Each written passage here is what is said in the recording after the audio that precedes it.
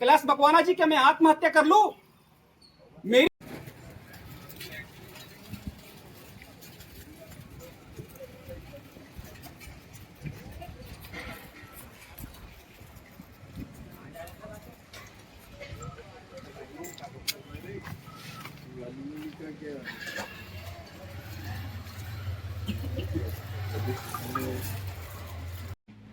साथियों नमस्कार। साथियों, यह वीडियो मैं मजबूरन जारी कर रहा हूं मध्य प्रदेश के डीजीपी श्रीमान कैलाश मकवाना के लिए कि आपने जो ढाल के रखा है आदित्य मिश्रा, वो लगातार बालाघाट जिले में अपराध बढ़ा रहा है और अपराधियों को संरक्षण दे रहा है और अच्छे काम करने वाले को अपराधी बना रहा है और उन्हें मजबूर कर रहा है, परेशान कर रहा है। मैं इस भ्रष्ट और बेईमान आदित्य मिश्रा एसपी की करतूत आपको बताऊंगा। उससे पहले मैं आपको ये बताना चाहता हूं कि ये किस तरह से मुझे लगातार मानसिक रूप से परेशान कर रहा है और मेरे ऊपर फर्जी मामले बना रहा है, मेरा जीवन यापन करने का साधन छीन रहा है एसपी आदित्य मिश्रा। मैं आपको बताना चाहूंगा अभी ताजा जो मामला इसने बनाया है, ताजा जो घटना किया है, आप देख सकते हैं। ये मेरी दुकान है, इधर सामने ये मेरी दुकान है और मेरी दुकान का ये आने जाने का रास्ता है, आप सामने एक देख सकते हैं। यहां पर इस ग्राम के सरपंच ने 2 मूत्रालय लाके मंडाया है और मेरा रास्ता बंद कर दिया है और मुझे गंदगी में रहने पे रात और दिन मजबूर यहां पर कर रहा है जब तक मैं दुकान में बैठता हूं। इस मामले की शिकायत मैंने 9/5/2026 को खैरलांजी थाने में की थी। 10 तारीख को सरपंच शिकायत करने जाता है थाने में कि हमने शौचालय के नीचे सीमेंट लगाई थी, वो राजा लिल्लाह उनके साथियों ने वहां से उखाड़ के फेंक दिया। इस पर खैरलांजी थाने की पुलिस इन्वेस्टिगेशन करती है और सरपंच को कहती है कि तुमने गलत स्थान पर मंडाया, उसको वहां से हटाओ, मंडाने की वो मूत्रालय रखने की जगह नहीं है। पूरा मामला शांत हो जाता है, सरपंच को हटाने के निर्देश दिए जाते हैं।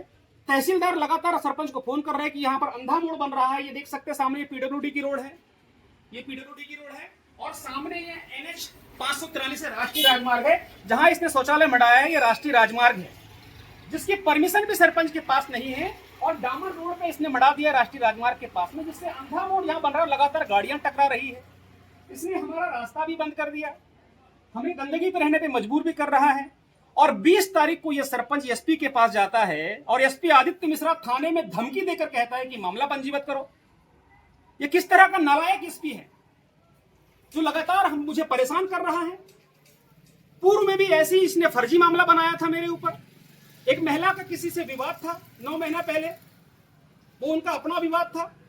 उस महिला ने न्यायालय में परिवाद पेश किया, उसमें मेरा नाम तक नहीं है। 9 महीने बाद ये महिला एसपी के पास जाती है और एसपी एफआईआर करने का आदेश दे देता है।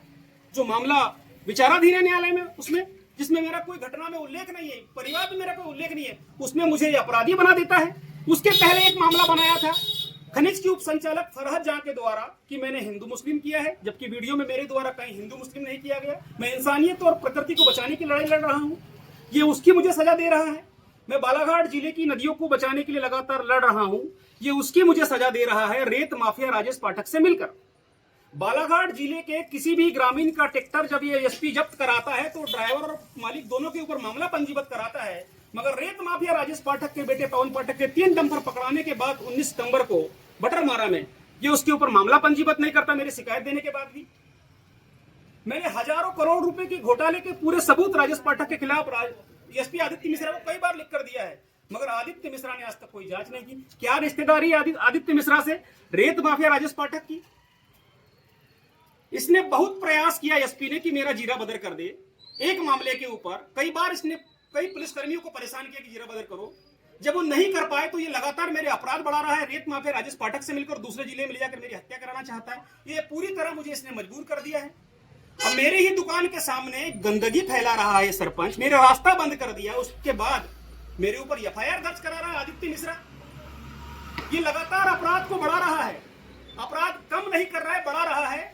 जबकि यहाँ पर इसके जस्ट अपोजिट सामने सार्वजनिक शौचालय बना हुआ है, पक्का शौचालय बना हुआ है, जिसको सरपंच का एक आदमी है विनय जायसवाल, उसने कैद करके रखा है बाउंड्री वाल में। मैं वो भी आपको सामने दिखाना चाहूंगा, आइए। आप ये देख सकते हैं, ये सार्वजनिक शौचालय है, ये पक्का शौचालय है और इसको सरपंच के समर्थक विनय जायसवाल ने बाउंड्री वाल करके बंद कर दिया है। इसको सरपंच नहीं खोल रहा है और मेरे ऊपर जबरदस्ती विवाद करने के लिए वहां पर मेरे पास में लाके शौचालय मंडा रहा है, मूत्रालय मंडा रहा है ये सरपंच। आप यहाँ से देख सकते हैं, ये पूरा टी पॉइंट है, ये मेरे सामने दुकान है, ये टी पॉइंट है, और टी पॉइंट पर उधर से मोहगांव पीडब्ल्यूडी रोड है, ये NH 543 है, और कॉर्नर पे इसने मंडाया है जहां मेरा रास्ता है, मेरा रास्ता भी तक इसने बंद कर दिया है।